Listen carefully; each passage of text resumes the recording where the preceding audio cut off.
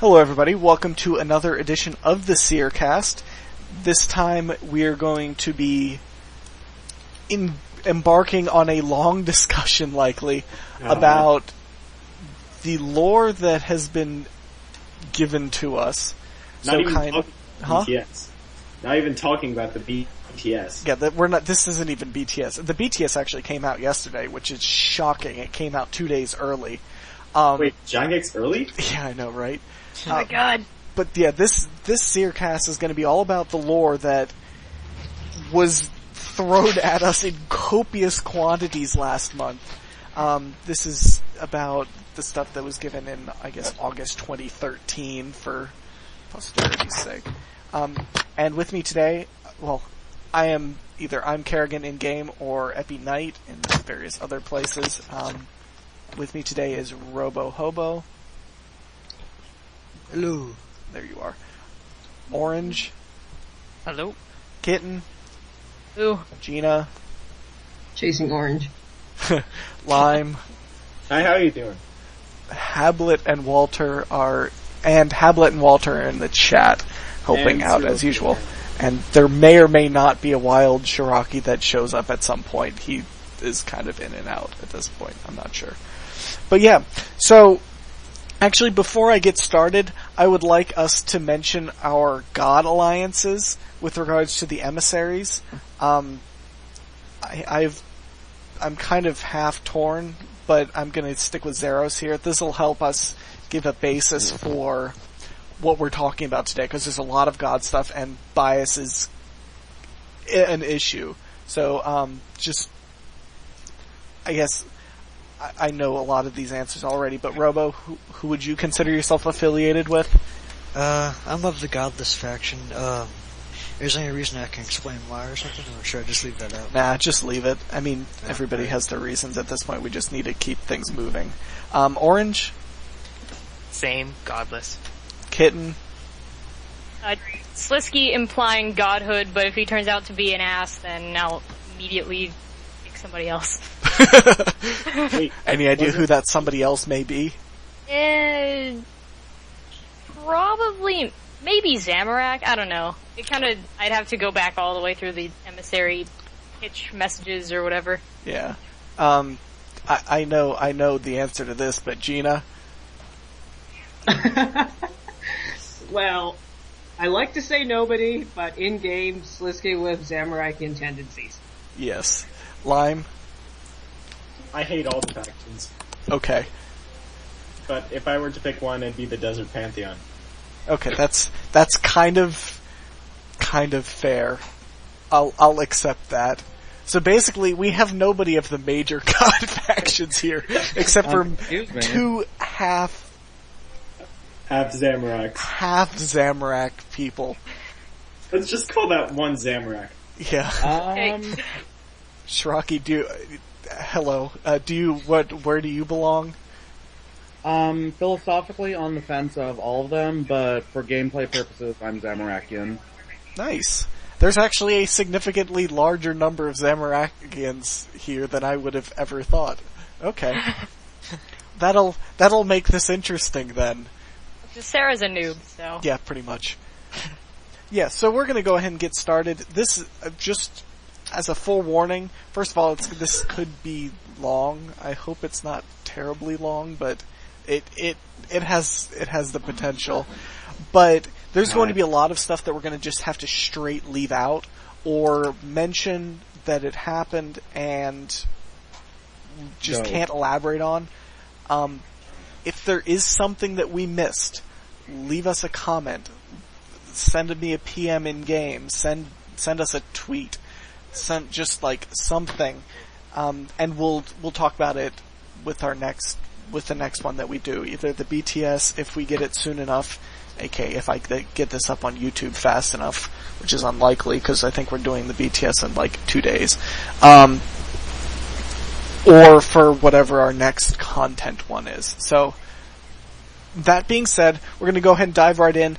The Death of Chivalry, we talked about this a little bit last time, has a ton of lore that came with it. It is kind of insane how much they gave between the death of Chivalry, the quest itself, all the dialogue within said quest, and then the various live streams that were covered afterwards. So, moving right along, Saradomin, there's a lot of stuff for him. Most notably, the Naragi. So, we're gonna just go ahead and start there. So anybody have anything pressing to go for with this? Him regretting everything, basically. Like, does he or does he really not? Even though, well, it's sort of thing he is sincere about it, but whether we want to believe it, that's different. Yeah. But, yeah. Where's the exact quote? I mean, I think he's sincere, which it doesn't really make him as bad as the Nazis, but it's still not good. Saying sorry won't bring back the Naragi. Yeah, it's, that question was posed directly to Mod Stu that says, I intended for him to be earnest in his response and genuinely regret the actions of his past. Whether you believe him or not is up to you. So there is kind of like he may or may not be sincere. It seems like he's sincere, but is he? I don't know. To me, it's kind of like, he may be sincere about that specific subject, but if he still kind of has that impulsive brat attitude about everything, let me have my way, then we're gonna end kind of, the entire place with wilderness. Yeah, and we certainly saw that at the end of the quest too. I mean, if you haven't done the quest by now, what are you doing watching this? Do it. Pause it now, go do the quest, and then finish. But he did that at the end of the quest where we didn't let him have his way, or if you didn't let him have his way, you had the choice. And I feel like most of us resisted his will to just be like, okay, just give him the wand. No, I certainly didn't, and he threw a hissy fit and then screwed just up. took it. I mean, That you dare defy a god. yeah.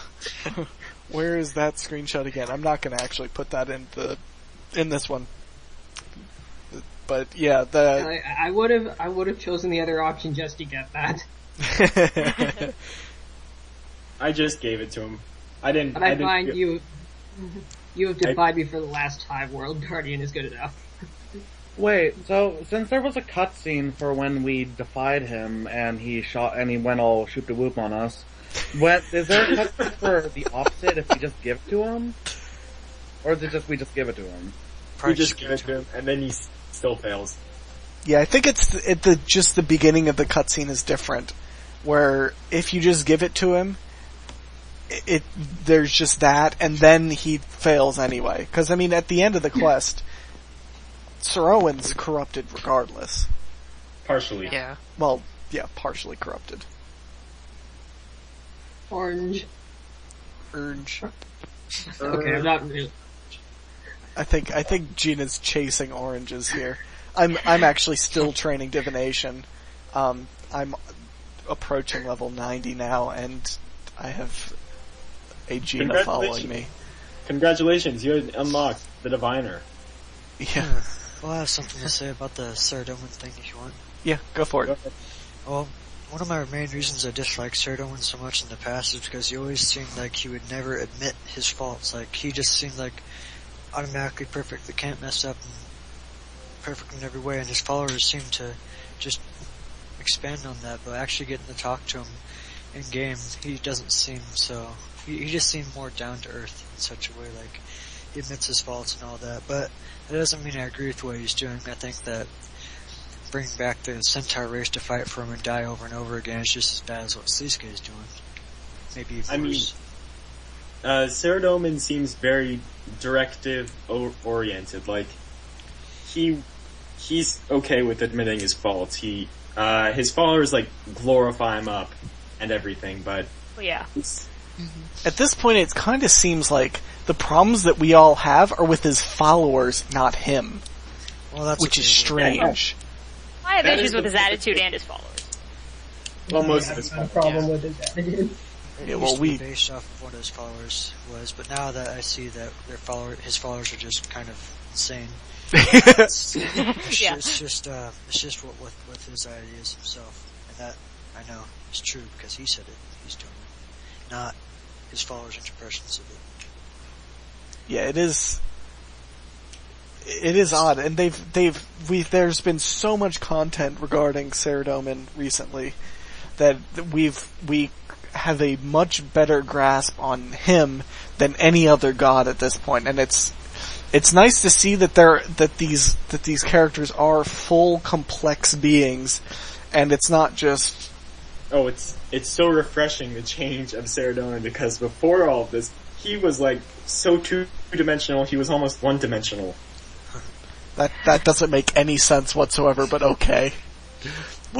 What? And I still remember when it was just a good god Ceredomin and evil god Zamorak. Yeah, that's what it was. It was that he was straight up one-dimensional. Well, that's because what the followers in Gilner used to say about him. That's the reason why there's all this two-faced or two-dimensional gods. Yeah. Or one-dimensional gods, I mean.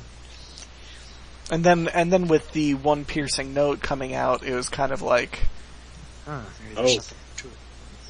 yeah. And then, yeah. I like the funny thing about how Gilner is like primarily Ceredominist right now. All the human regions are basically Ceredominist. The funny thing is, it's all only Ceredominist because of the Wizard Tower burning, and that was a misconception. Wait, so go on with that. What is? Before the Wizard's Tower burning, Zamorakians were in Barak just as much as Ceredominists were. They were in Falador. The Black Knights were in, basically, you could say Falador Castle. They were just hanging out with them. They were in well, I'm not sure about Kandarin. That was a little bit different. They have a little bit. Well, I mean, Lathus is a Zamorakian. Oh yeah, he is, but he's not openly Zamorakian. But Lathus is a closet Zamorakian. Yeah, he acts Ceredominist, but he's really Zamorakian. Wait, who? King Lathus of Ardi. Oh, the king. Yeah. Well, anyway, once the Wizard Tower burned down, they saw that, hey wait, Zamorakians did that, they're bad, we gotta get them out. So they kicked out the Dagonhai from Barak, which is where they went under that statue and they had to hide. Oh, that's true. They literally murdered the Zamorakians that stayed and wouldn't leave the city. In Falador, the Kinshu who helped King Radolan form the nation, they got kicked out of Falador and got put in their Black Knight fortress up in the north. But since they helped him form the nation, King Radolan's like, okay, I'm gonna help you build this just because I don't want to leave you all the way out. It's like, yeah, we'll help defend you from the wilderness. And so they were in a better situation than Barak. Yeah, well, Yeah, Barak kind of got screwed. And Barak, about yes. language. So, yep, and it wasn't even the Zamorakians who burned that tower. It was the Ceredominists who blamed it on the Zamorakians that survived it. Yeah, it was just a kind of general failure that ended up causing the tower to burn. So if that didn't happen, imagine what it would be like right now. Yeah. It's an interesting chain of events that caused it. Yeah. Thanks, Lime. It's true. The Ceredominists have always kind of been assholes. It was a Zamorakian who did try and blow up the tower the second time, but...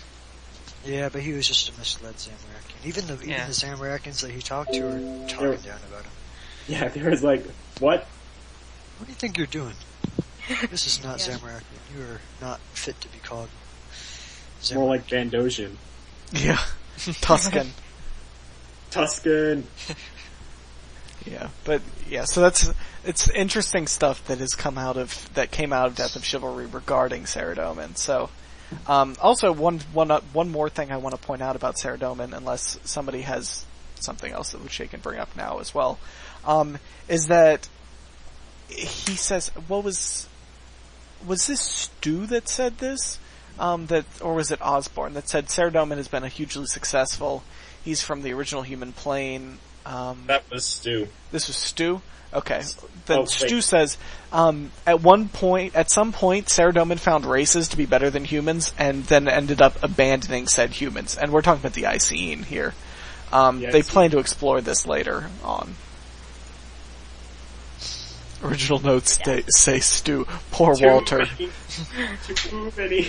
Once again, I have to give huge props to Walter for putting together all of this stuff, all the threads that are up, that for us to look at, to go by, that are pretty much compilations of everything that has been said over the past month, because there has been probably 50, 60 hours worth of stuff, various there is Why podcast content, live streams, even Mod Jack coming into our clan chat to talk about Zeros specifically.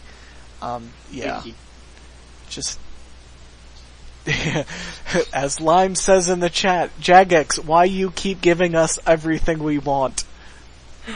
Too many nice things. Yes.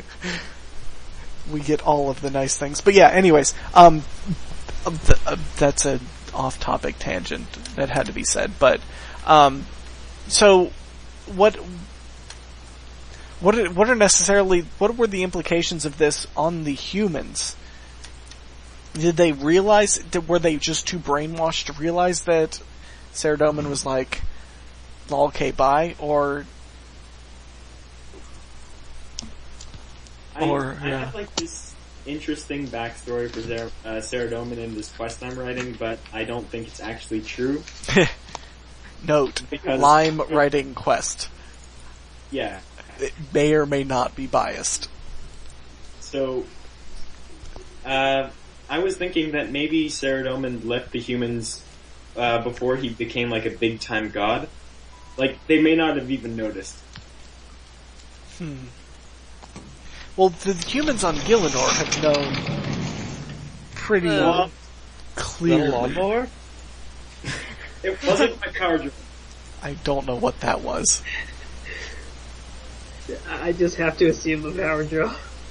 No, it wasn't. Power Drill 2.0. Power Drill 2.0. Lawnmower. Oh dear. Pablet! Hamlet says what? Yeah, I don't know. I think we'd have to like actually see that implemented in the storyline to figure out how people really took him leaving. Yeah, I think that's, yeah. I mean, it's just one of those things that's like, how did that affect things? How did that affect them at all? Were they just too brainwashed to realize what was happening? Did they, like... Did they think he never left? Just like, oh, hail Seerdomen, yay. I almost want to say that they probably did think he never left. God, stupid humans. Oops. Orange. Where was that? What? Huh? Orange Y. Orange. What? Orange, please. Okay, just hold on. I don't know what's going on. You can talk about it in chat if you really, but yeah, so that's an interesting thing, and they plan to explore it in future story content, so we'll be seeing more of it soon. Trademark. Anyways, but yeah, so aside from Seerdomen, there was other parts of Death of Chivalry that were kind of important as well. There was a lot of stuff regarding Wait, what? Sir Owen. Okay, what is this? Yeah. The reason we have the underground pass quest. Walter says in chat, Sir Owen, the reason we have the underground pass quest, and that's because he killed Iban. I always pronounce it Ivan. Yeah. Whatever. And- I like Vaughn. iPad. Just I banned staff. If he was I-Ban, he needed the Gatter Hammer.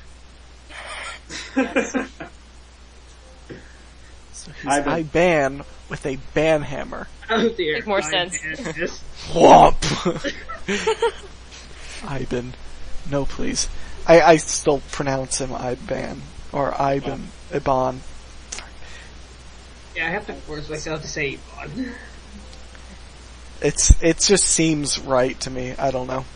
But, either way, Sir Owen was the one who killed said guy that nobody knows how to pronounce, or everybody pronounces differently, by shooting him with an arrow when he wasn't expecting it, and he almost got kicked out of the White Knights for this. Which is kind of, it just kind of showcases the kind of ineptitude of that group. Like, Yeah. they got what they wanted. He did what they wanted, and he did what they wanted significantly more efficiently than they were going to. Because if you didn't go through the dialogue or haven't really looked at the quest about this yet, basically, it was a battle, and they were just ramming armies against one another, and They were like, it was like a bloodbath of white knights. yeah, I mean, it was a bloodbath, pretty much. It was just black knights and white knights fighting up against each other in lines, and no side was making any progress, and Sir Owen was like, this is stupid, there's a way I can end this faster. They might not like it, but, so he went up to some high ground and then, Shot. and then shot him with an arrow. But that was the dishonorable way of doing it, or whatever, so he almost got kicked out. And then certification. I love how they pronounced it. They actually pronounced it like that. Decided to pick him up and bring him into the Temple Knights after that. That is why certification is my favorite Seerdominus. I'm still mad at him for ruining my ritual. Dude, he was a boss. I know. Tanking Majorat, like, yeah. Overpowered old mans. In before Tiffy is a Majorat. Oh god. And A before Seerdominus Majorat. Oh dear.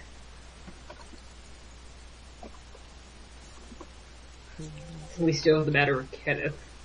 Yeah. We already know that Kenneth's a Majorat. For more information on that, go see previous podcasts. Uh-oh. Because we've mentioned it like 6 times. Yeah.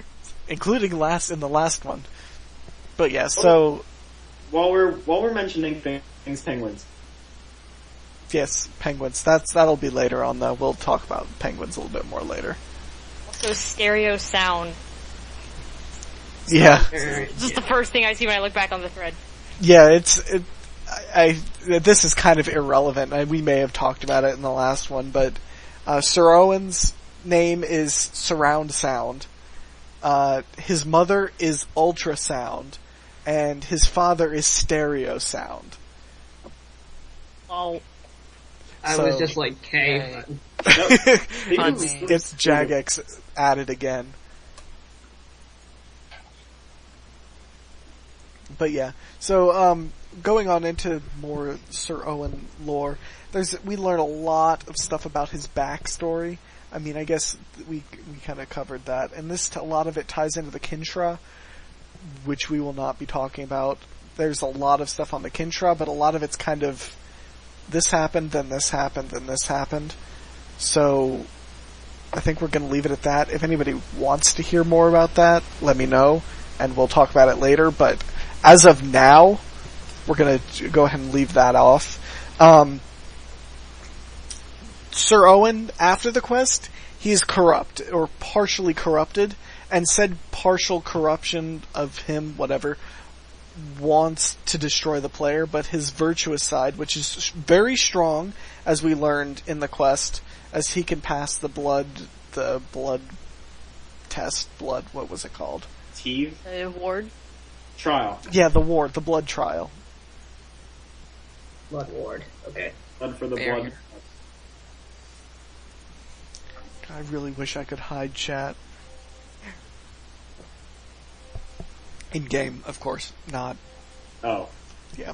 Because then I proceeded to hide the chat to prove you wrong. I see people talking, and I don't know who's talking, and I don't want to know who's talking. Guys, it's okay, guys. 90 area sucks bad. Yeah, that's pretty much all I'm saying. That's all. Yeah, nothing Anyways, relevant here. back to on topic. This is what happens when you multitask while hosting a podcast. But XP waste.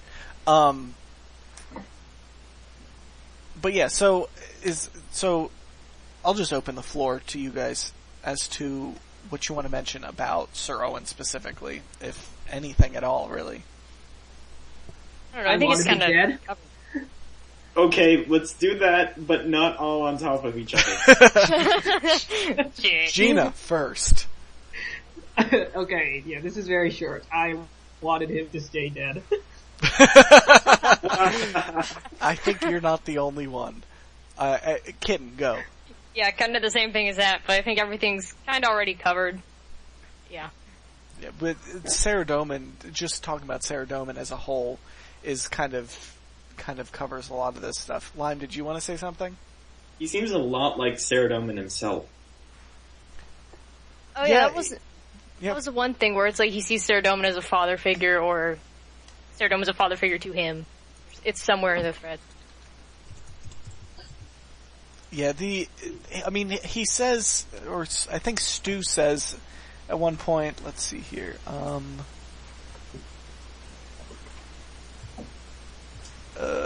where is it? I'm trying to find it in this. God damn it. He said something like, Sir Owen, it's up here, it's in the other section. Ceredomin is kind of a father figure for Owen, so he kind of wants to model his life, wants to model his virtue or something after what he sees in Ceredomin. Hopefully not killing off an entire race of Naragi. Yeah, hopefully. But Ceredominists have a rather convenient way of only seeing what they want. Too much.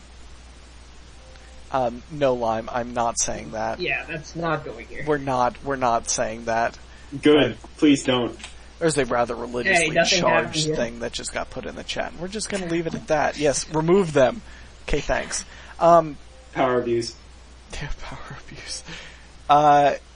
Yeah, so, also something to mention is that, is a question posed to Mod Stu in his 14-hour podcast, or live stream. God, that was ridiculous. Mm-hmm. I get up, I start watching it when it was like 6 hours in, I go away, I'm gone for 5 hours for dinner, and I come back and it's still going. I know. I'm like, what? And Walter listened to all 14 hours of it. And I got Mod More Stu than to once? say- Or is it just once? More than once. God damn. Wow. Yeah, I mean, he didn't actually say a whole lot during a lot of it, but it's just one of those, you have to know, Lime. You just have to go through it to make sure. But yeah, so in said podcast, or God, it's a live stream, not a podcast. It was pretty much a podcast. It kind of turned into that, I guess. But podcasts aren't 14 hours. Not even ours are 14 hours. Yet. Oh God. No. Probably never. Never. We don't, ain't nobody got time for that.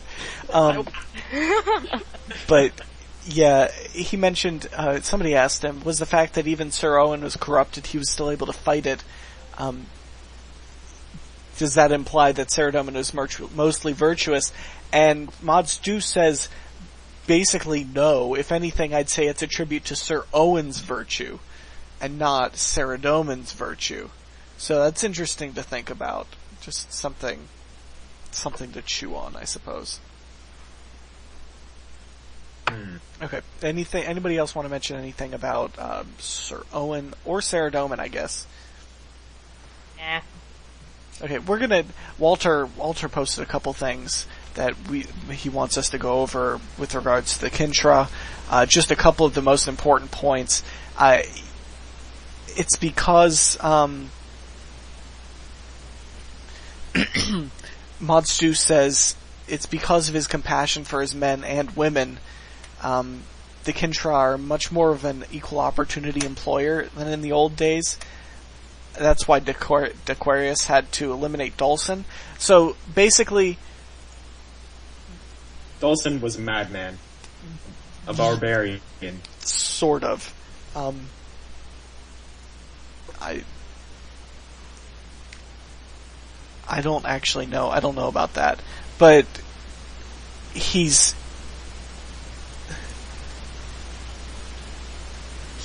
stuck to the old ways. I'm trying to decipher what's being said.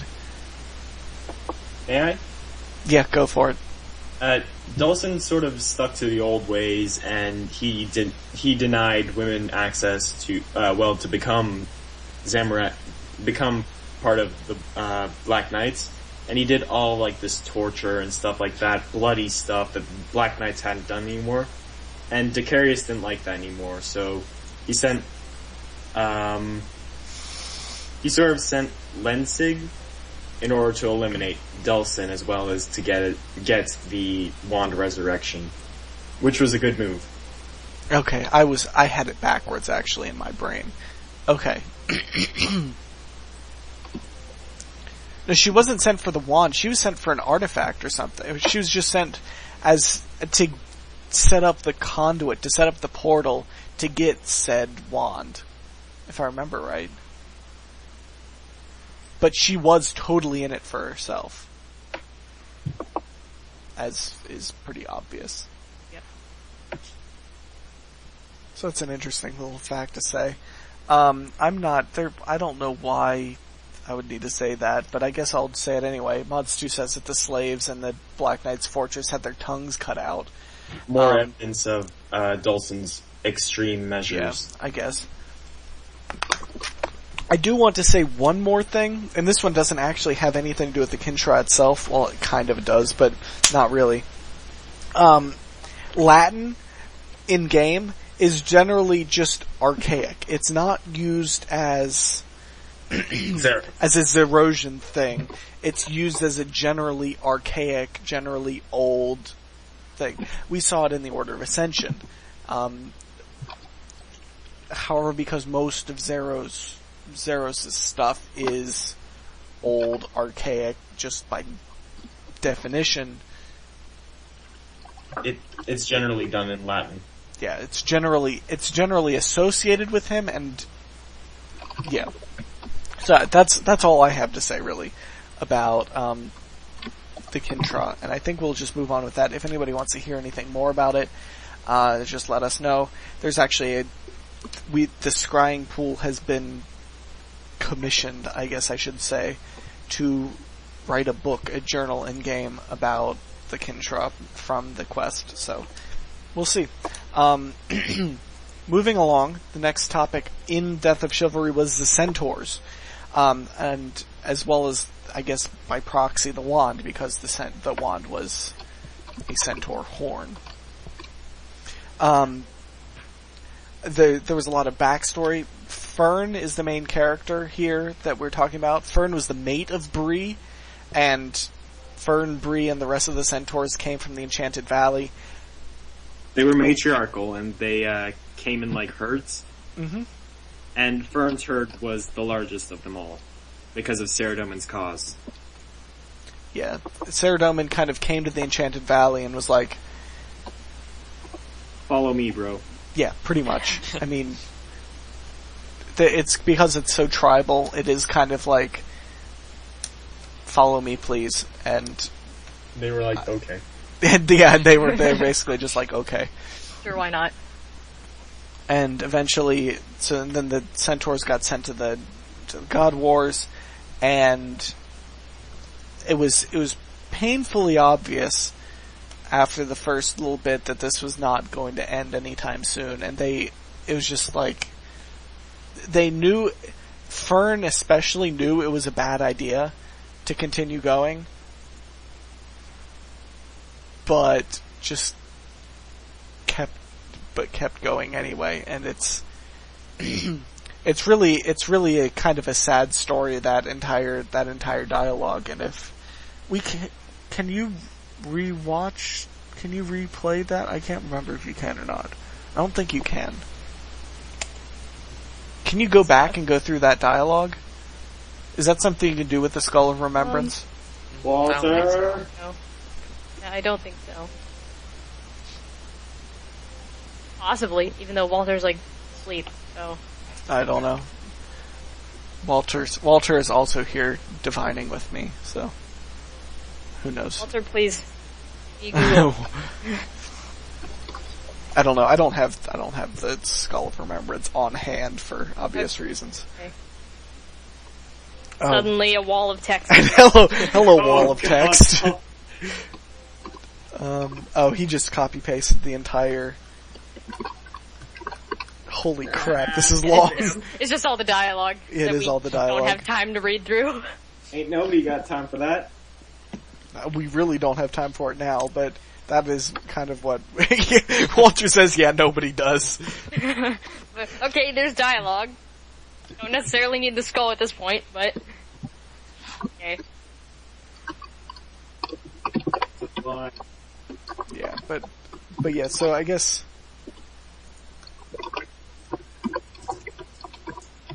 Yeah. Keyboard, please. I'll just leave it at that. I don't know who's clacking, but I don't really care. It's not bothering me. Lime, please. Lime is spamming the chat. Stop that. But yeah, so, just like the centaurs in general are a race that nobody had ever even, has anybody even considered the centaurs as a remotely important race before now? No. Because there's only been like 3 of them. There's only 3 centaurs in game. Yeah, they're kind of just like, cool. It's there. Yeah, basically. And centaurs are half man, half unicorn. The horn is what Walter says in the thread is the horn is kind of a recessive gene that only becomes dominant for the virtuous, which is why Alora has that, and then, yeah. Also something I want to say, Stu doesn't like having horses extinct on the mainland. His way of looking at them for RuneScape is to be opposite of our world. There are a lot of unicorns or very few, if any, horses. Depending on his plans and what he gets to put in, Eli might end up being mistaken, and that's a reference to in the Bacon Quest. He says the horses were eaten to extinction, I think. Actually, they were just hornless unicorns, so they might have just been hornless unicorns.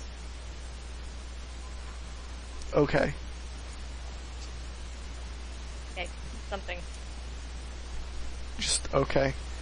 But yeah, so they're gonna cover more centaur lore in future content, especially regarding later parts of this quest series. So we'll see more about that, and you'll certainly hear more about that in future episodes here.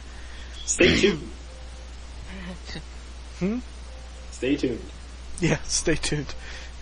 But wait, there's more. Oh God.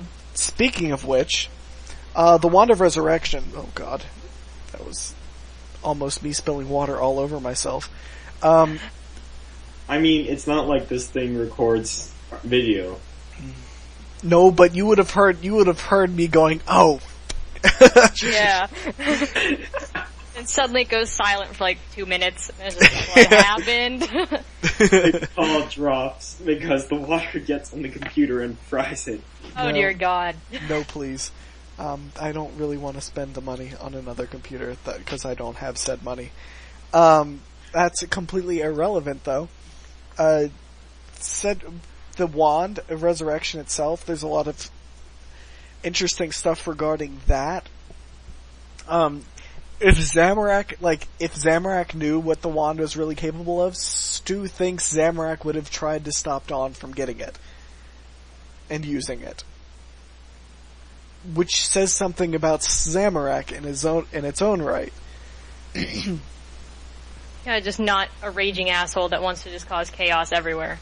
Yeah, he wants chaos, but he wants bandit. constructive chaos, I guess is what the best way of putting it. God damn it. Bless you. Sorry. He wants constructive chaos, meaning Not mindless destruction, a la Tuska, is not what he's looking for. There has to be some point to it. And we saw that in the Rune Memories, Rune Mysteries, the Ariane quests, where the strength through chaos is explained. Yeah, it's not just like we want chaos for chaos' sake, yay chaos. It's because chaos leads to Invention, ingenuity, creativity. Yeah, and this kind of reinforces that point. So there's some in the many hours of live streaming that Stu did, he definitely went over that, and it's an interesting. It creates an interesting dynamic in the quest to think about. In the quest. Yeah. Yeah, and Walter says in the chat, reminding me to mention this, a key plot point that Stu wants to explore in the future is that using the wand, even with the best of intentions, could be a really, really bad idea. Yeah, just leave it where it is. Yeah, it's one of those, like, with great power gives, God, how did I just butcher this quote? Do you even Spider-Man? No, I actually don't. With great power comes great responsibility, and sometimes said responsibility is knowing when to be responsible enough not to use said responsibility, or not to use said power. Stu mentions gods cannot be brought back regardless because of how they die. They spread their life force out with an explosion of energy. See Guthix.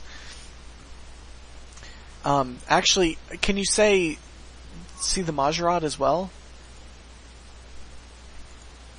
Well, yeah, I suppose. Would the Majorat qualify as strange semi-godly beings here? I put them at tier 8. Well, I was going to mention that in just a second.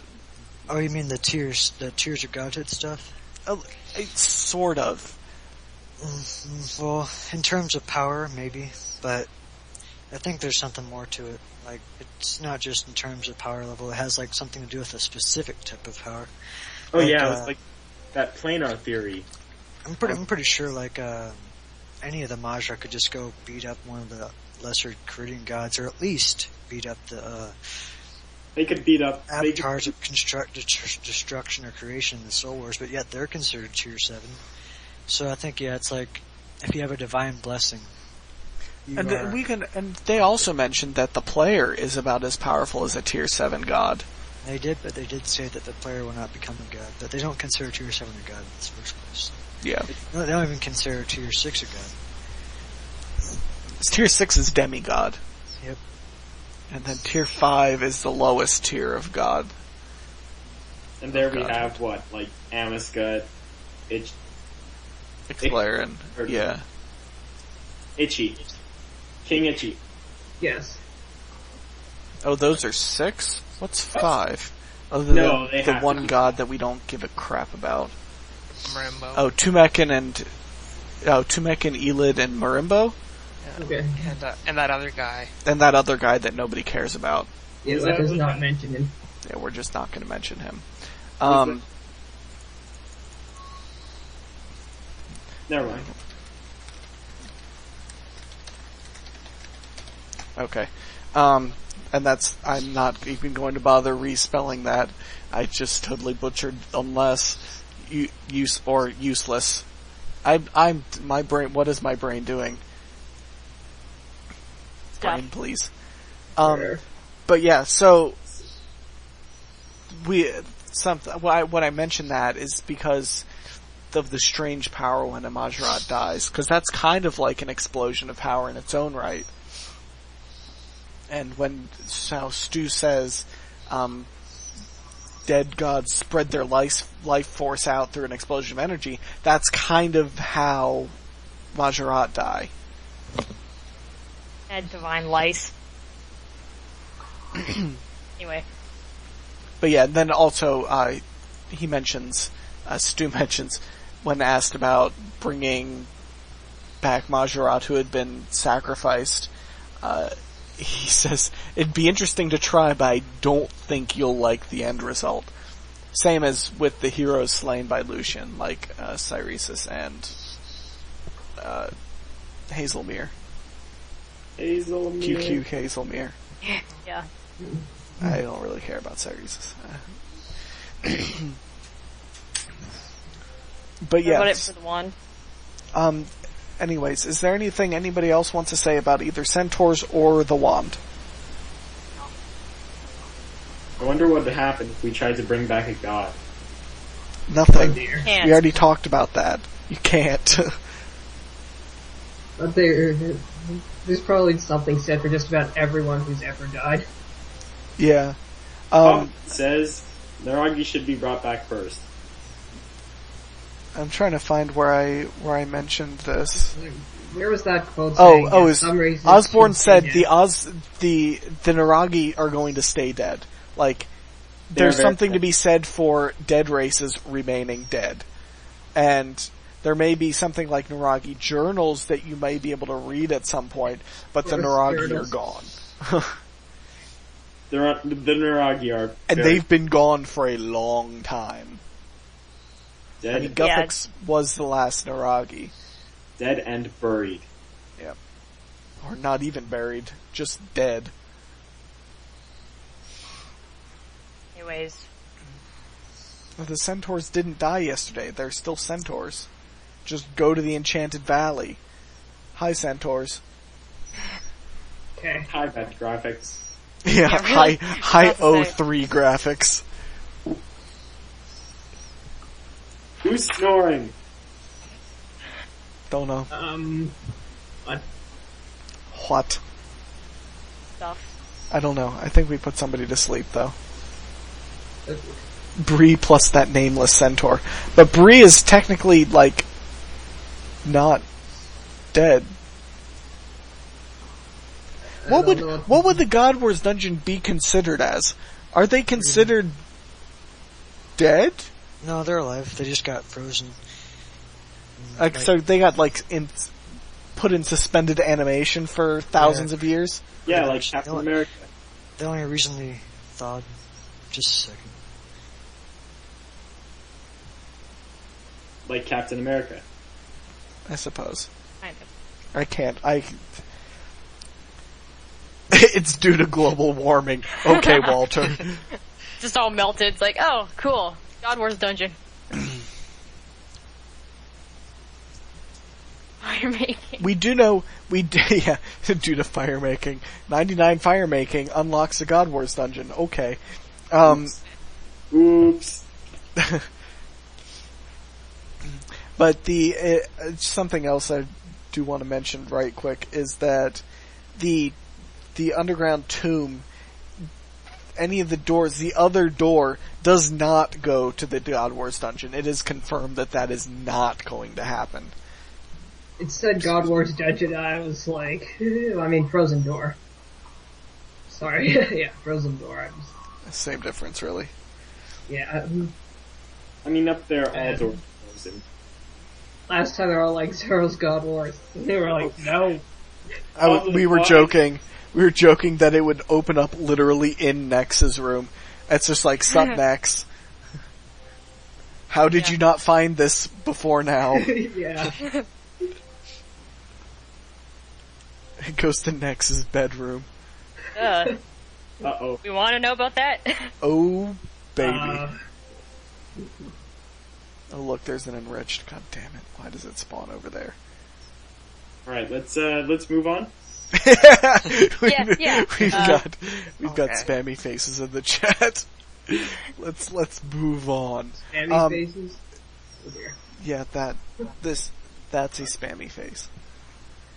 Like a make it stop spammy face. Like all of our faces when Lime starts spamming.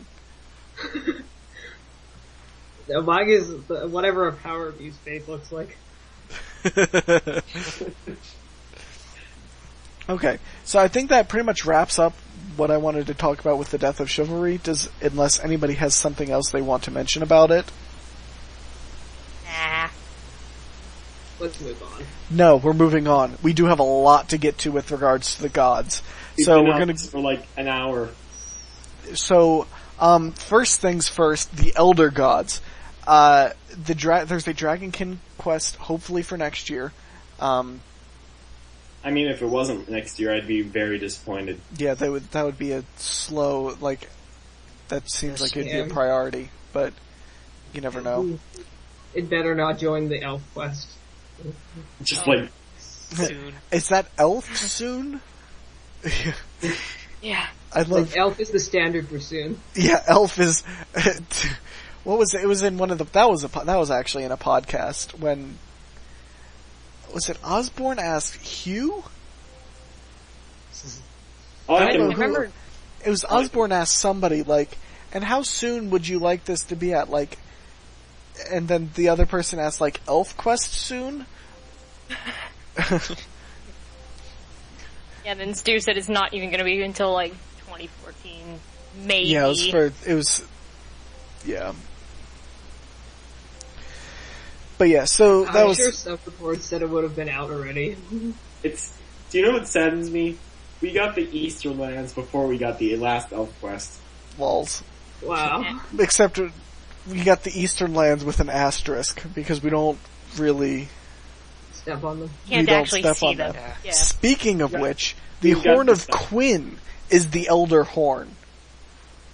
Okay. What implications I'm does sure that it's been give for the port unconfirmed and storyline? reconfirmed over and over. Huh? I feel like that's been confirmed and unconfirmed and reconfirmed all over the place. The mods are confused. It's confirmed. I mean, Okay. because there's nothing else. Everything else has been debunked at this point. Except for the Barbarian Assault Horn. Eh. Okay. No. I mean, we know it's not the Frosted Horn. We know it's not No. the Barbarian Assault Horn. Just like, no. Alright. What is the other major horn in the game? It was confirmed not to be the Frosted Horn. It's been confirmed that it is the Elder Horn. It's the Quinn's Horn. Yeah, it's Quinn's horn. But what does that imply for the port storyline? I have not completed the port storyline because I don't have all 90 skills. It And doesn't really imply implications. anything like. I mean, it could be used. I mean, well, we do know that we're going to be going to the Eastern Lands. Which, Yeah, I see it as like a let us go there, damn it sort of thing. Yeah, I mean- maybe. I can't remember what actually happens to the Elder Horn at the end of the port series because I've never actually completed it myself. Not even in Infancy. Quinn lost the horn prior because, if she still had the horn, then we wouldn't be able to even reach the Eastern Lands. Oh, So it's either somewhere else or it's still there. And if it's still there, that could mean that Saradomin or some other god would lead a crusade over there, and So, that would suck. oh boy. So let us go basically, Quinn lost the horn, and we don't know where it is. Oh dear. lost it. Lost. Uh-oh. Yeah, Oh dear. like I said, I can foresee like a crusade going on over there. It does open up an interesting potential quest line. And we have the missionary, so never If it know. does anything like manipulation over people, that's what it seems like to me. Tomlin the Transporter. Because the missionary is Jason Statham. Eh. And if you don't believe me, go look. Like, I am not even kidding. A missionary.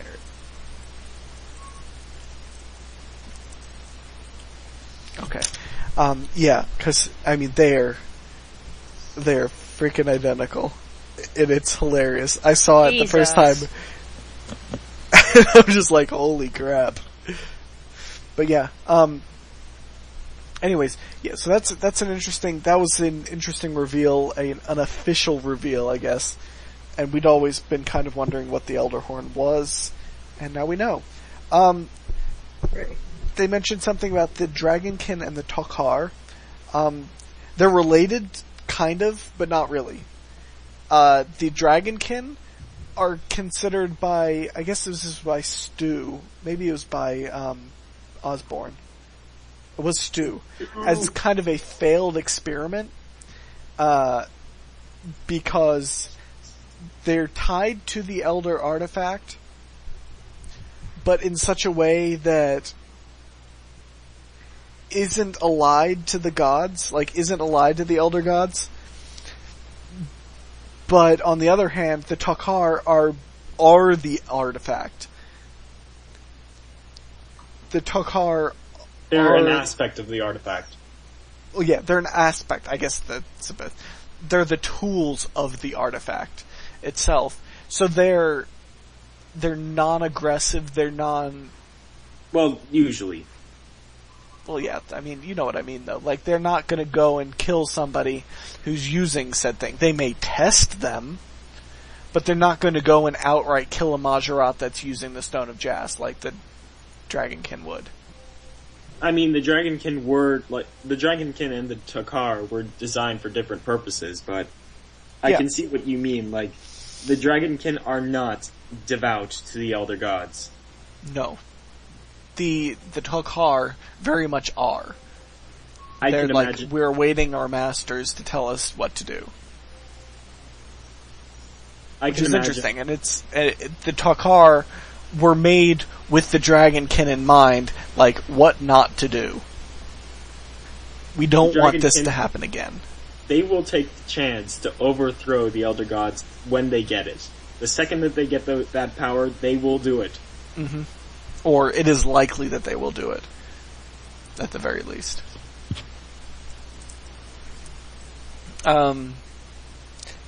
Also, they mentioned that an Elder artifact used to destroy other Elder artifacts likely exists. So, what kind of implications does that have? Failed experiments. Scary ones. I mean, it seems like it's like the Lord of the Rings kind of thing. One ring to rule them all. So many implications. Like Like- everywhere. It seems like the Elder artifacts wouldn't be able to be destroyed. Because Well, if they could be... There's the sword, there's the Rift Sword in Guthix's, what was it? Quarters, tomb, whatever. Yeah, but it wasn't destroyed. It was just broken. Well, I mean, that implies that somebody could theoretically break it so much that it could be destroyed. I mean, I guess. It's just Yeah. like, that's some... That has some implications that are just like... Okay, this is odd. Yeah, I mean... It seems I like know. it'd be debilitating for future worlds, I guess, if you want to say that. Because, I mean, the Elder artifacts that was used to create the world. So, but, I mean, I don't know. It's It's kind of like one of those things, kind of like Saradomin leaving. Like, we'd actually have to see it, like, talked about in a quest or in some other way to actually figure out what it would possibly do. yeah, it kind of reminds me of what, was it Osborne or was this Stu again? Said about, was Vigora, Ross. and we'll talk about this later on, but, just about, not being able to process what we're hearing properly because it's just so out of the realm of our comprehensions. It's like the third world events, like, we literally have no idea what could happen. Yeah. Yeah. I mean, we have all these wild speculations, but it could be that, it could be nothing, it could be, well, it's not going to be nothing. It could be nothing that we're thinking of, it could be something, I mean, hell, the third world event could be the Eastern Lands for all we know. Like the These, Eastern Crusade, yeah. They could be fighting over the Elder Horn, which has been found or something. Like, Yeah. it could be anything, and we just don't know. yeah, we'd have to kind of wait on it, but still, it's really interesting at least. Yeah, it's interesting to think about. This, Um, it's like, it feels like this whole God stuff has been going on for like a very long time. But you have to remember that it's only been around since a couple of months ago. This Yeah. is so fresh. We have no idea what could happen. Yeah. Just like sudden bomb of information. Like, Yeah, it's just that okay. we've been given about 5 years worth of information in the last month. Yeah. It's Because been of all the live streams, all the podcasts, all of that stuff. And A shock it to is the very much a case of why you give us everything we want. Yeah, so can't Why if you we're, do this. if we're derping on stuff, we just because simply it's, cannot- we can't process this. Yeah. It's too much information, and we are in way over our heads here. exactly. Unless your name is Walter, and then you find out a way to do that. To get it with it. Oh man, to get Maybe it within Walter's- comprehension. Walter's just a bot sent to us from Google. Just I think here. so. Information storage. It would explain why he's so inefficient with divination. Eh. Hey. Yeah, he was mentioning the other day, like, he seems to, he feels like he's doing as much work as everybody else, but is getting half the XP rate, and just can't figure out why. But anyways, I guess a couple other small things to mention. I don't actually have any idea what these implications are, but the Necroscythe is a faction, is it Necroscythe? It's a necrosite. Necroscythe. As a faction within the Dragonkin. And the Muspah are more than myths. I mean, I guess that part already. I honestly have no idea what the implications for those are, so. If somebody has something to say, go for it. Otherwise, we're gonna move on. Well, one of my questions a while ago for JMod was, will we get to visit other planes? And because of that Muspah thing, I can imagine that plane being Freneske. Perhaps. I mean, we know we're going to go somewhere else with the World Gate quest, that was recently announced. We know that we're going to be visiting either another world, another planet, another plane, another whatever. We'll talk about more about that in the BTS thing. That's not explicitly in the BTS, but it's vaguely related, so we're gonna talk about it then, because we don't have time now. But Stay tuned. Yeah. But yeah, so that'll be, we'll see what that ties into. But anyways, it looks like, I think that's it for Elder Gods. There's a bunch of stuff they released on Bandos. A lot of stuff. Bandos! Especially regarding his backstory. He is not native to Ubiusk. He discovered Ubiusk after he was a god. During the God Wars, he didn't really use forces from Ubiusk. He brought some from Ubiusk to Gielinor before that, and probably a little bit from Ubiusk to Gielinor to help fight. But as a whole, he did not use Ubiuskian forces, I guess. But then after he was banished, he goes and wipes out and accidentally Ubiusk. Yeah, accidentally. He accidentally Ubiusk. Can I just say one thing that I think about Bandos' origins? I Sure. think that Bandos may have originally been a follower of Tuska. Like, he follows, like, the mercenary type idea that they wanted to convey as a Tuska follower. But And- Tuska isn't mercenary. Tuska is mindless destruction. No, but they said early on that Tuska's followers were like mercenaries and they were sort of leeching off of the destruction that Tuska had. Oh, I guess, maybe. So Bandos could have originally been one of those... yeah. He could have been Hamlet says explains why Bandos likes pink. Yet the You gotta- title is green. But that's what I got. Yeah, I was about to ask a really stupid question, aka,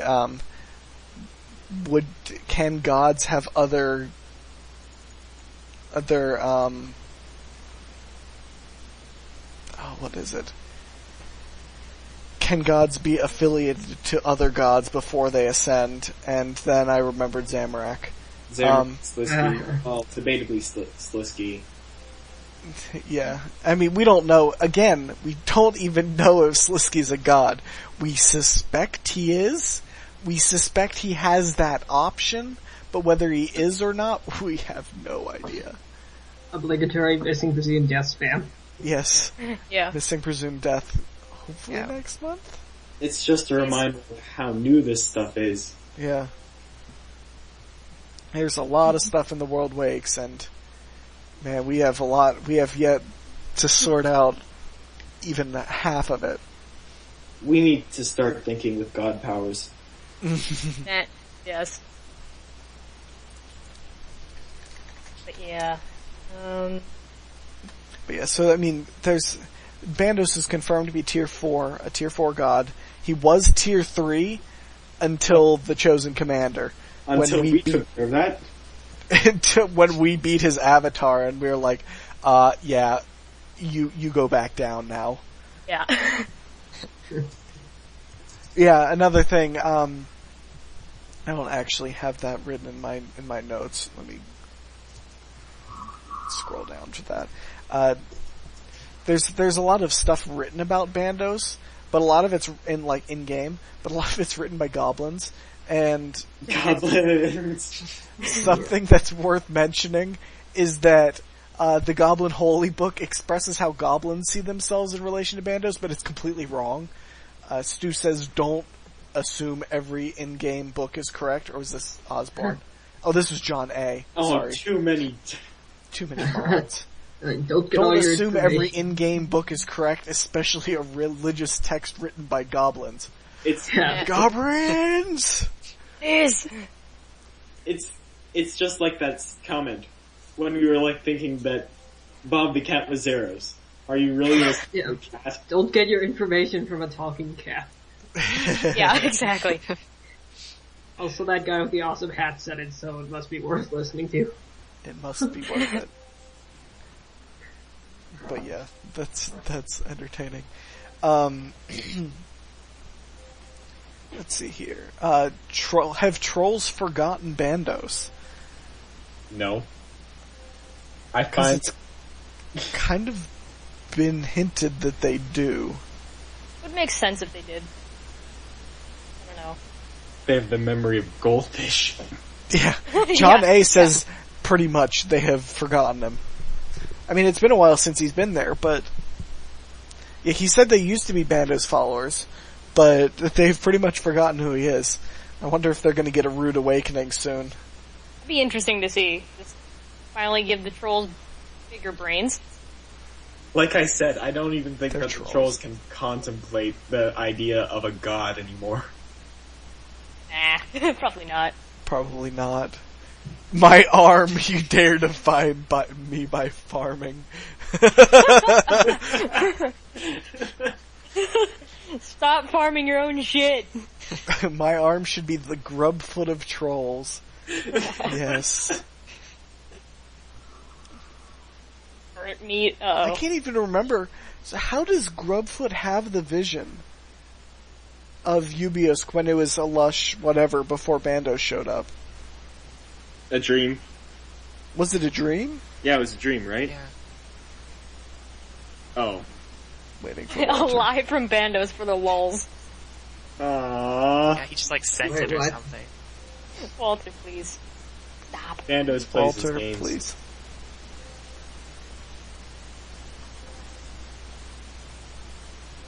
Oh, so it was? So it was from Bandos? Yeah, it was from Bandos, but I think what Walter's trying to say here is that it was used by Bandos to kind of like further his game or his plot. Enriched up north, by the way. Walter. Waiting for Walter to run up here. Or he can nod. God damn it, Walter. It's a reminder of how smart that Bandos can be. Up here. Damn it. There you go. Sorry. Guide Walter to the big rich thing. I was about to say, you do realize that we are recording here, right? Oh, I'm fully well aware. But you all realize that I'm also divination training, and Walter is right here with me, so. Walter, why? But yeah, so that's an interesting. Bandos is not designed to be likable. He is a mercenary, but it's kind of refreshing that he hides nothing. He doesn't seem to have any hidden agendas. It's pretty clear what he is and what he stands for. Yeah, like he's not likely to lie to the player. As it Yeah.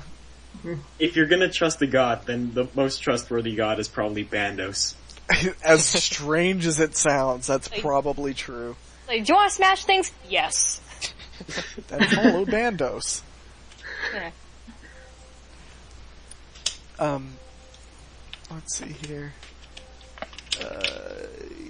The fairy tale orcs, remember those things? They Yes. didn't come from either Gielinor or Ubiusk. Do we have any idea where they came from? Or is it just like an alternate plane Just somewhere? Orc's Rift or something. Somewhere You have no else. idea? We have no idea. Just somewhere else. Yeah, wherever Orc's Rift is. Because those things were kind of badass. Orc's Rift, wherever that is, yeah. Oh. There's I only mean, we have a fairy ring there. Not like anybody uses it, but there's only like Last time I did, I nearly killed myself. yeah, apparently they're kind of difficult to kill. I mean, Yeah. who knows after LOL EOC, but I mean, We have no idea. yeah, so we basically have no idea where they're from. Yeah, nor do we care. nor do we care. Yeah, Okay. to be honest. Whatever. That's going a bit too far. We didn't really care where centaurs came from until recently. It's true. Well, when we get a quest that's like, yay, orc lore, then we'll give a crap. But for now, it's like, we don't know. Yeah, Out of we sight, don't out of know. We mind. don't entirely care. Anybody else have anything they want to say about Bandos before we move on? Okay. Next up, the topic that I'm most interested in, Zeros. So we had And Mod Jack come into the CC and spam us with Zero stuff. He is like the biggest Zeros fanboy. Ever. Yeah. Yeah. but he can Oh, actually he was also on the speak in forums. negatively, He came too. in, yeah, he came in to talk about us, about some of the 6th age versus 5th age quest stuff, and then he ended up talking about Zeros as well when we started peppering him with questions, but he started talking about it on the forums. So what do we know? I mean, this would be great for Robo, who has recently departed, but Wait, Robo left? yeah, you are really late, Lime. Holy crap, Lime. Lim, please. Anyways. But yeah, so do we have any real idea of what he is? Like all we know right now that I can tell is that he's not anything we know. From the Origins of Gielinor the Origins of Gielinor video, I saw him as a flying hoodie. he is of the That's flying the thing. hoodie race. I think we have just broken the lore. That's it. End podcast. What? Oranges of Gielinor. Oh, dear Hey, have God. what said orange. Oranges of Gielinor. That's what the Chronicles are. Oh my. Yeah. Okay. Well, here's something from Robo. Here's something Uh-oh. from Robo. Hello, Push. picture. Oh yeah. Let's Jesus see. Christ. Oh dear God. Okay, well that's gonna be in the backdrop. I have That's- no that's- idea what that That's is. terrifying. But you linked that the other day, and I was like, what the F? Zeru, just fill yourself with emptiness. 13 Zeros cereal. Oh god. A spoon of armadillo? This is amazing. It's just Oh my god. it's hilarious. I thought that's its staff, but no, that's amazing. It's a a spoon of spoon. armadillo. Be Oh, careful, man. it's sharp. I'm doing that in my sculpture class if we're ever forced to make utensils. Take control of your diet. All part of a balanced breakfast. Divine tears. I just love they fill yourself with emptiness. It's oh my god. It literally is the 0 calorie diet. Oh my. But yeah, that's great. Did Robo make that? Yes, he did. Oh Yep. dear Awesome. But God. if he's not here in person, I would send that over. Well, regardless of whether he's here or not, Good job. Yes. yeah.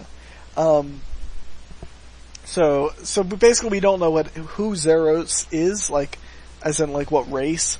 And it's also, they also mentioned that Zeros doesn't seem to have needed an Elder Artifact to ascend. Does that make him the only god that didn't need that? There's a theory that Seren, or Serene, or whatever, was the one that didn't have to ascend to godhood. But no, I think it's Zeros. In my opinion. But they mentioned, where is it? Let's find it right here. My theory is the that rules behind Zeros are different than they are for the other gods. This implies that he didn't need an Elder Artifact to become a god. he could have just like naturally gained power until bam, god. But how would that, like... That goes back to we have no idea what he is. Yeah, I think, this does go back to, like, we don't know what's going on. Yeah. And, yeah, it's, we're mentioning Seren might be the original goddess. My theory is that Zeros was just like a byproduct of the universe that gained sentience. Yeah, it seems like what Hablet is saying in chat, it's kind of speculative, but crystal is equal to sand plus fire. Like, that's glass. You can kind of see the same thing, though. It's they're kind of similar in this case. And Jas is sand, and Full is definitely fire. But I think Jas is more, I mean, I don't know. It's speculative. Yeah. Crystal equals water plus sugar. No lime. That is in fact incorrect. Yeah, it is possible in theory.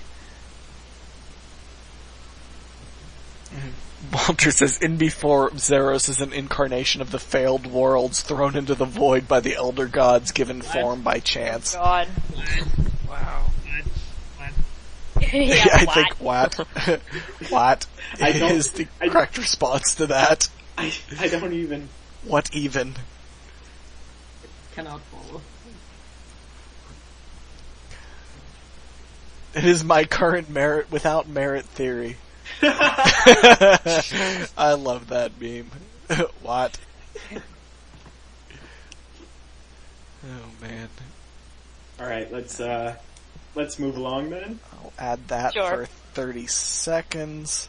What? But yeah, anyways, moving along.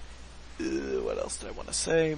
Guthix is going to be tier 2 if he gets a body. He is currently tier 3, Yeah, which means that even without a body and without any kind of presence on the plane, he is already stronger than Armadil and Bandos, and as powerful as Zami and Seren. Or not Seren. Zami and Sarah. Sarah Duman. Seren, if put all together, would be tier 2. Yes. Which is insane. It is interesting to think about right now, though, that there are no tier 2 gods on Gielinor. Uh-huh. Wait, There what? are have been 3, Seren, Zeros, and Guthix, but Guthix is dead, Zeros isn't here, and Zeros is, oh my god. You what? And Seren is in pieces. Yeah. Well. God. Hey, out of context, Brain. that just sounds completely random. Well, of course it does.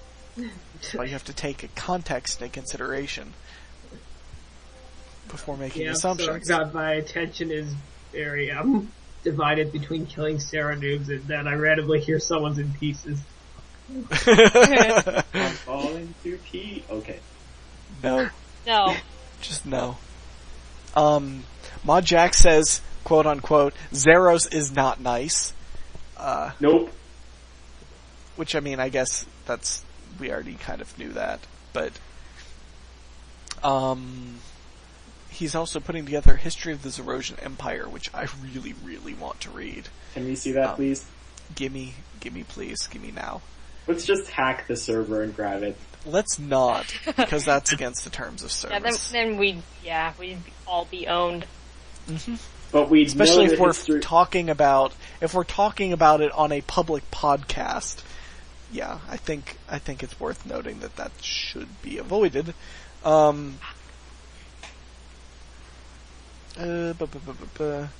Zeros didn't know he was going to be attacked. Okay. I have a question regarding this. How didn't he know? Guthix clearly knew and was on the same tier. So how is this such a surprise to Zeros? I don't think that Zeros even considered the fact that one of his followers would betray him as such. Attacked by Zammy. Well, Slisky was very... What? Was Well- was it because he was complacent? Like, it's like a complacency thing where, like, he thought...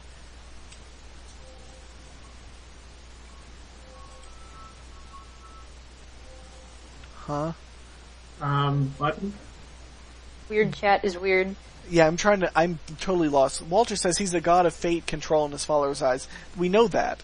But then he says that's not what he is. I'm confused. He Yeah. wants... He aspires to be the god of fate and control. He isn't yet. He is, But wasn't he at his peak power? well, that doesn't mean that he already was, like, the god of fate and control. So, you're saying Guthix was all-seeing, whereas Zeros wasn't, despite being on the same tier.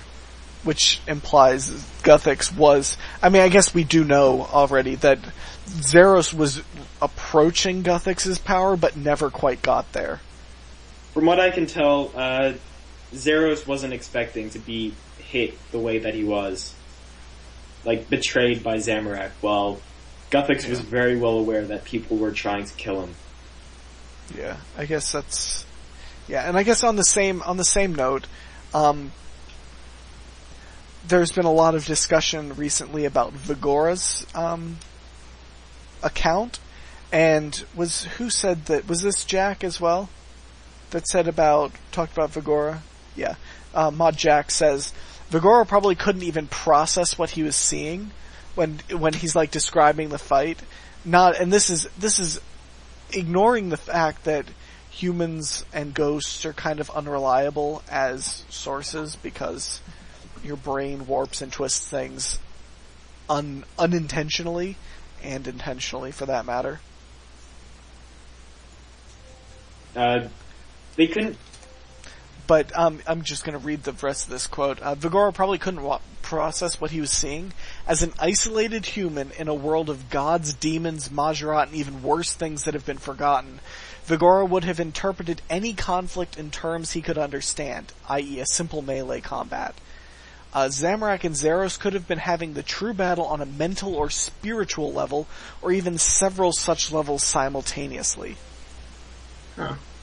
Yeah, basically, we wouldn't really want to live in Zeros' empire. No. Were there humans as a major part of his empire? No. I don't think there were.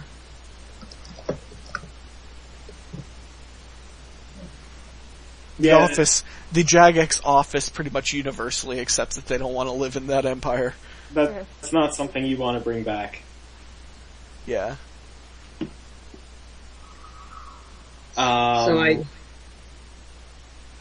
Let's move. Yeah. It said this came out through Zerosi and Jmon, and I love throwing it at all the Zeros who are like, he's so great. Last time I did this, the guy was like, the Jmon who said this was Zerak or Sardonis, right? Yeah. I think I just blew his mind. Yeah. It shares some interesting light on Zeros, like, and that time. Like, it's a cool time to think about, it's a cool time to... It's like reminiscing about, well, like being a caveman. Yeah. You definitely wouldn't want to go back to that time. But it's an interesting thinking about it, and... You would die, like, fast. Yeah. I think that goes without saying. I think Especially that's because I'm a wimp. I think that's funny, the Mod Jack quote. Okay, how about this as an official J-Mod quote? Zeros is not nice. Yeah, I like that. I like him adding that. I mean, How about this as an official J-Mod quote part? Okay. A couple random other things. Char is the last of her race. She's an Ospa, right? Ospa, yeah. Yeah. Which is oddly spelled very similarly to Muspa. Yes. Yes, Yeah. with a different prefix. Yeah, I don't... Do we know what the connection between those two are? No, but I have speculated on it. If Walter's typing, we'll let him finish, and then we'll let Lime speculate. Because yes, I trust Walter more than Lime. Wow. Trust the internet. And then there's a K. God damn it, Walter. You have All that disappointed me. typing. Lime, go. Alright, well, I once had like this theory.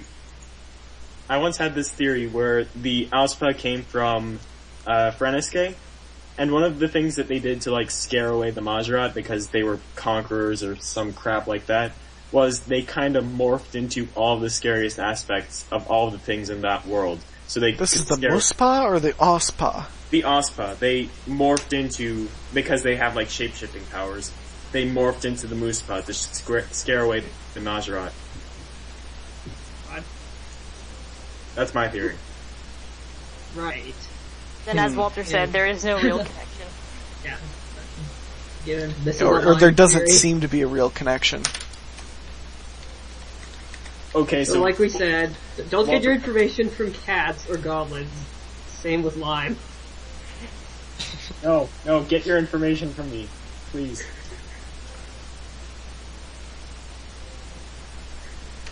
And Walter wants us to move right along. Okay, and yeah, there's this actually, I did want to mention this quote. I think this is it for Zeros too. Zeros does not seek endless war.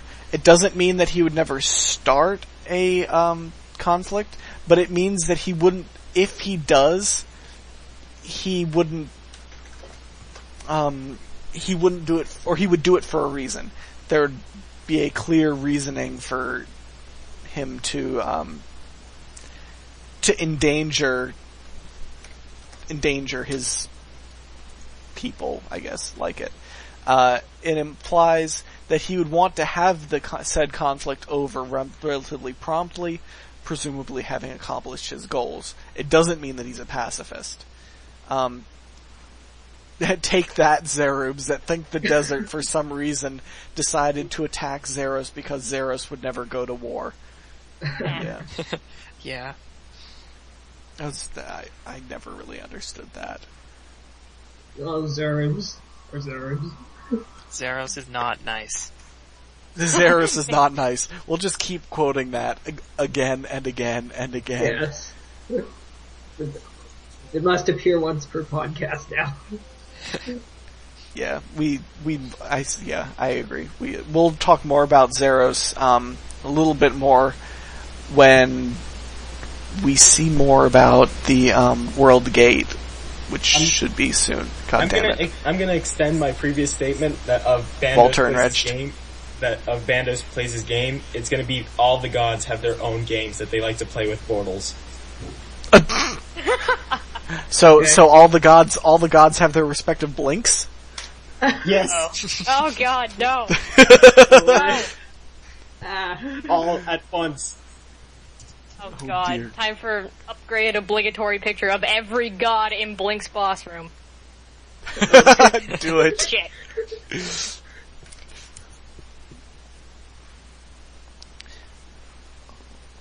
Hold on a second. In blinks.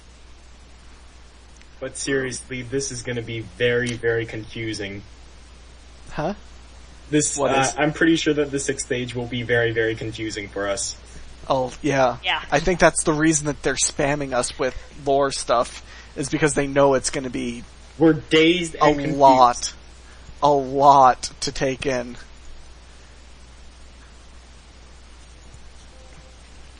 Someone should write like a Yes. sixth age guidebook. Oh, Sixth stage for and dummies. how are we gonna do it if we have to update it every single week? Yeah, I know, right? But we're gonna move on from Zeros unless somebody has anything else to say about him.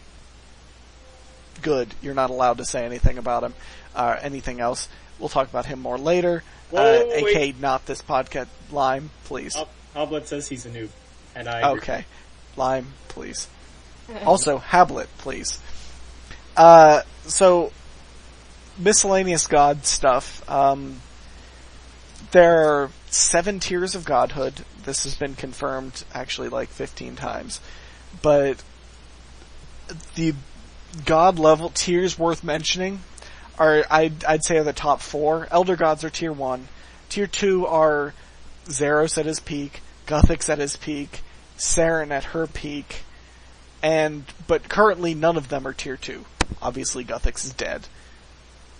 Zeros does not have a body, and Saren is in pieces in Before Gina.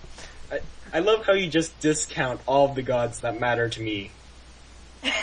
Just write them all off. But those are the 3 that matter the most to me too. It's just fact. I mean, Zeros does not have a body. No. I was talking about your statement that said all of the gods that matter are tier 4 or up.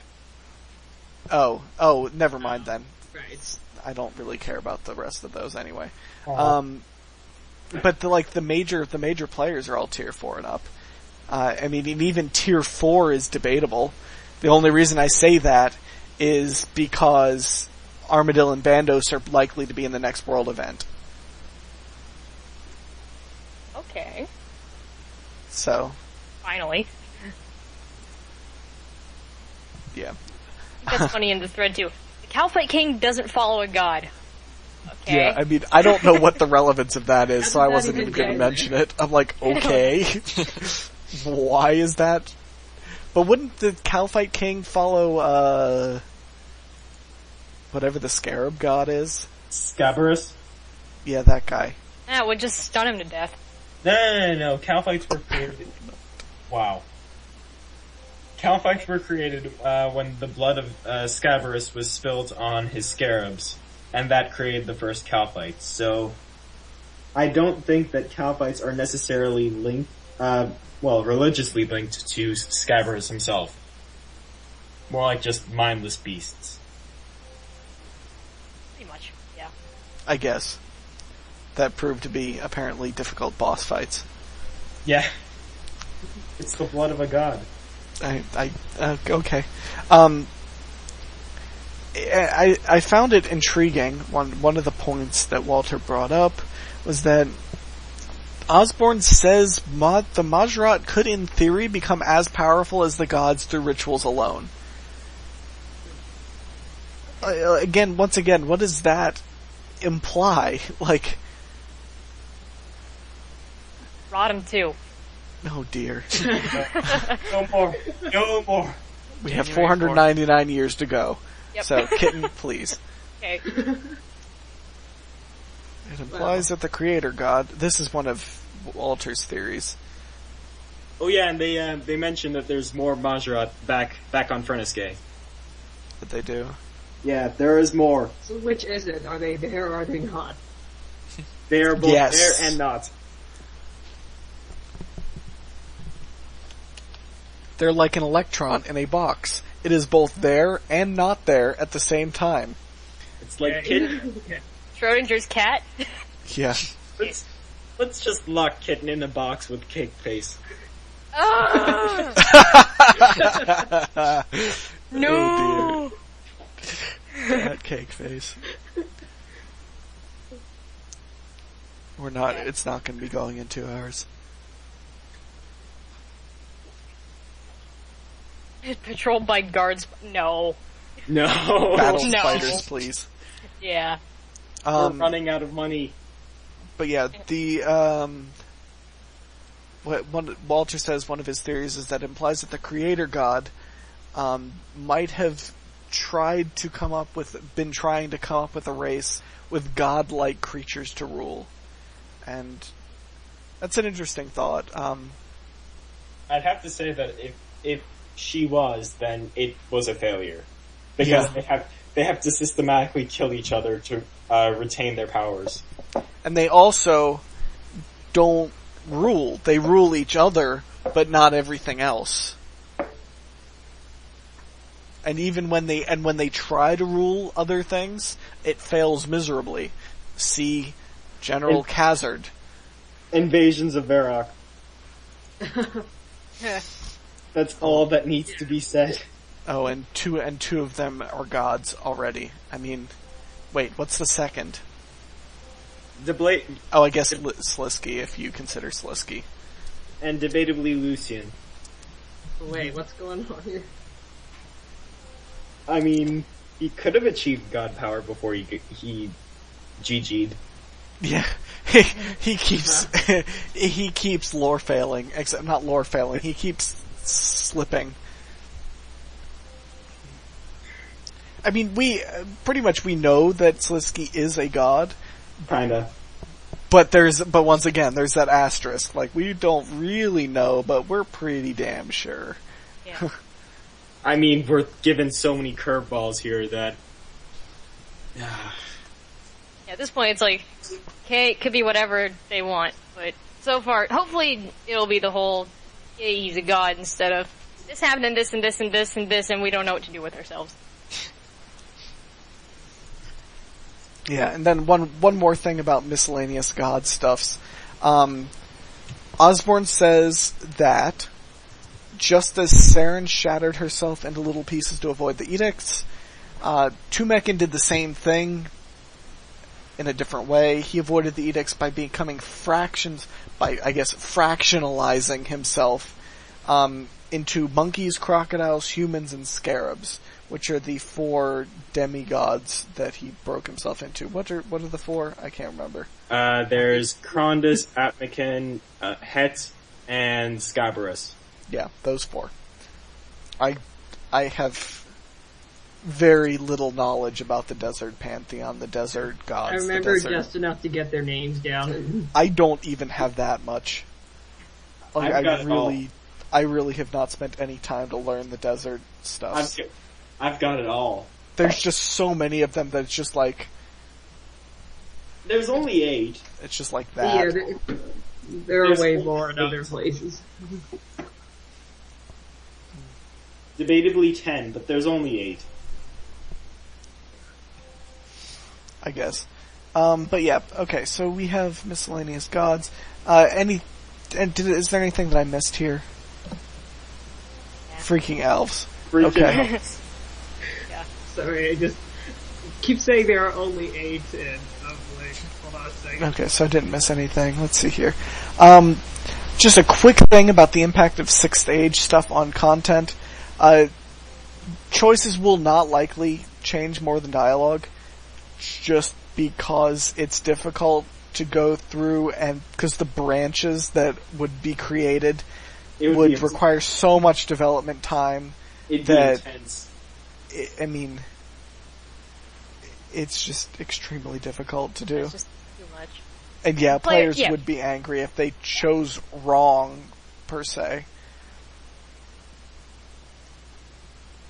I mean, it's like Mass Effect. If you blow up the world and everyone else and then you lose, then people are going to be mad. Yeah.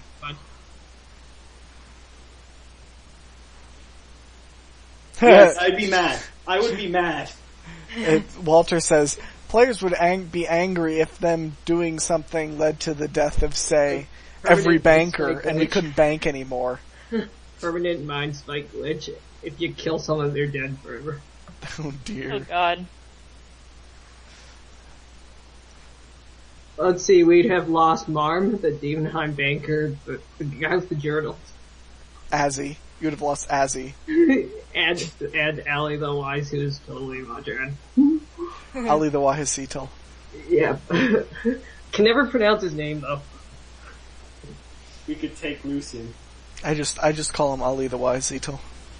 Yeah, that's why I put him in text, but... There are too many Alis, so... I love that.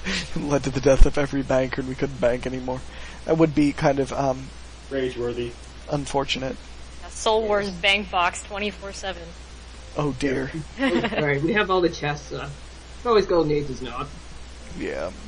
And then we already mentioned this. Oh, there's also no way to change your choices after the fact because, the thing about a choice is that it's supposed to be a choice, like it's supposed to affect things.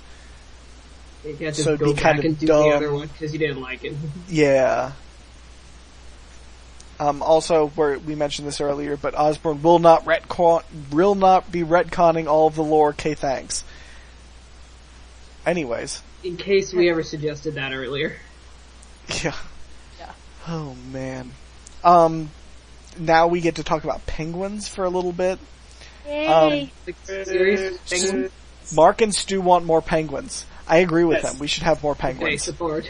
There is never enough penguins. Need more penguins. Also, aren't the penguins armadillian? Wait, what? What? Like, are they? Like, Where did this come from? No. no? Oh. They're like, if they were armadillion, then they'd be like armadill's mistake because they can't fly. Whoops. Well, no, because Got they're rejected. birds. Like, So then they'd be mad. but why does armadillo have to? They're birds. Why is flying really that important to armadillo? Do we even know that? Do we even armadillo? Do you even armadillo? No, bro. Okay. Penguins. No, Shit! please. Let's be honest. Walter says, let's be honest. Armadillo would welcome anyone at this point. Oh, So true. Poor Armadillo. yeah.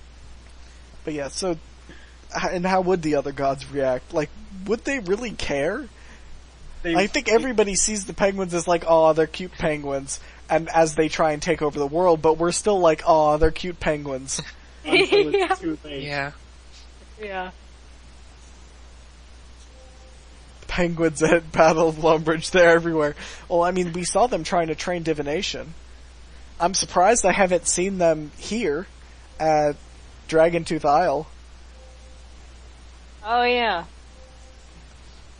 And unrelated to, spies, they sometimes accidentally warp into Xanaris. Still. I don't know how, but still. Magic. Noob fairy rings. Okay, Lime. I don't even know what Okay, I'm saying. Lime. That Okay, is all. Anyways, obligatory penguin reference over. A couple just very small things before we wrap it up.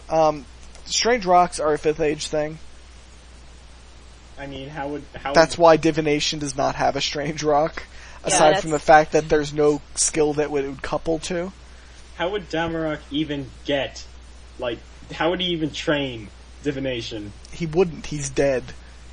He is very dead. Yeah. And before when you solve his statue, he wakes up and's like, "What is that?" and then explodes. And it's like, what the hell? What? What is then- that skill? Boom. Wait,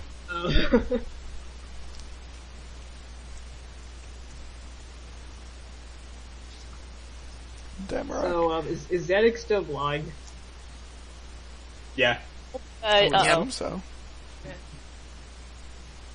But yeah, Sorry, they I would just they would felt like to add lores and history with every quest, with every major quest at least. That would be cool. I support. Yes, more. And the next few quests are likely the dwarves. We know that it's in the BTS. Missing Presumed Death in Before Spam. Gina Spam in After. The late. Armadillo quest. Yep. And the World Gate quest, because it was what was the going down to the bottom.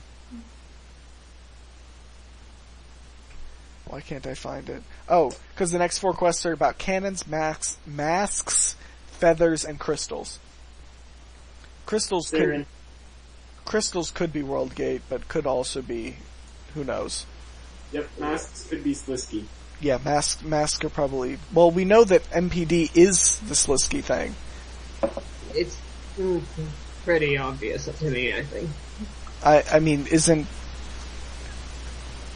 MPD has an elf? What? Yeah, that was mentioned somewhere. Freaking elves. Yes. Why are you in my spammy question? What were the other two? Gate and Cannons, feathers, masks, and Oh. gates. It's cannons, masks, feathers, crystals. So we assume, well, we know the first one's dwarves, because that's in the BTS. Second one's almost certainly Missing Presumed Death. Third one is probably an Armadillo quest, and I guess the fourth one has to be the World Gate, because there doesn't seem to be anything else. But they were hoping to have the World Gate quest out within 6 months, so that kind of... I mean, they And do. he said this, he said the crystals thing way before they announced the World Gate. I'm confused. So I don't know about that. They have a lot. It was of more quests. than a week. It was like 2 or 3 weeks. He said that, he said that in like July, didn't he?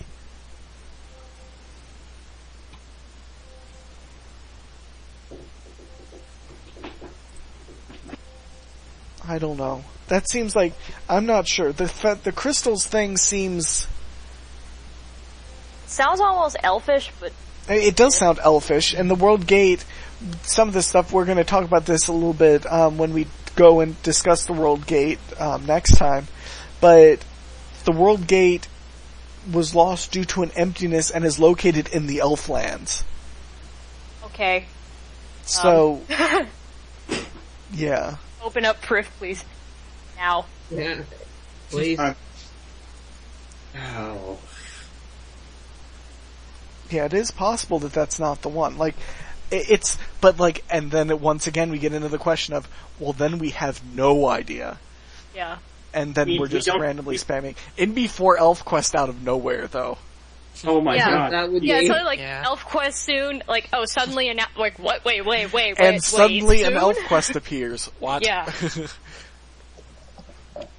And suddenly, ElfQuest. What? Yeah, I don't think they'd do that, though.